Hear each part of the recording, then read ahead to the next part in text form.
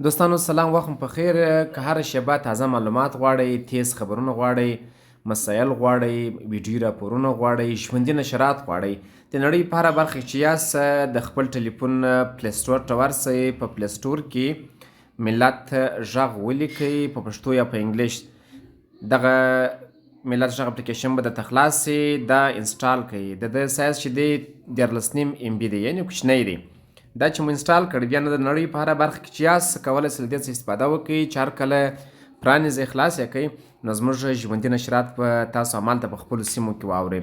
زموږ اکثریت خپرونې ښوونیزې دي. هغه دوستان چې بهر اوسیږي ژوند کوي هغوی کولی شي په خپلو کورنیو کې له دغو خپرونو څخه استفاده وکړي او خپلو کوچنیان ته یې چالان کړي دغه اپلیکیشن. هغوی کولی شي چې له دې څخه بیا ښه ګټه واخلي، ځکه ښوونیزې خپرونې دي د هغوی لپاره ډیره ګټه رسوي. هغه دوستان چې غواړي چې اولادونه یې ښه کره پښتو وایي د هغوی لپاره ډیر مهم دی. د دې اپلیکیشن کې راډیو خپل اتومات شروع کیږي، پرانستلو ته اړتیا نشته. او کله چې تاسو نه غواړئ چې راډیو واورئ نو دلته راډیو بنده کړئ، دلته بندیږي بیرته چالانیږي، دلته یې بند. او دلته بیا نور مسایل دي. دا زموږ د نورې ویډیوګانې دا د یوټیوب برخه ده. دلته مو تیز خبرونه دي، په دې ځای کې هره شیبه تازه خبرونه دي، تازه مسایل دي. په دغه برخه کې بیا زموږ د همکارانو معلومات دي چې په راډیو کې څوک کار کوي، د چا کوم مسؤلیت دی. او دا برخه ویډیو راپورونه دي، دلته زموږ ویډیو راپورونه دي، کولی شئ ویډیو راپورونه ډاونلوډ هم کړئ.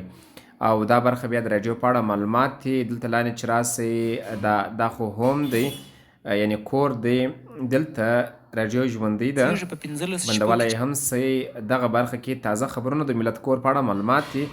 په دغه ځای کې بیا چې دی دا کتابتون دی، کولی شئ کتابونه هم ډاونلوډ کړئ. دلته په دې برخه کې د اسعارو تبادله ده، کرنسي معلومولی شئ چې افغانۍ په هر شي بدلوئ. دلته لوړ هغه تعداد داخل کړئ په دا ځای کې، دا ځای دی. او دا هم د هوا حالات دي.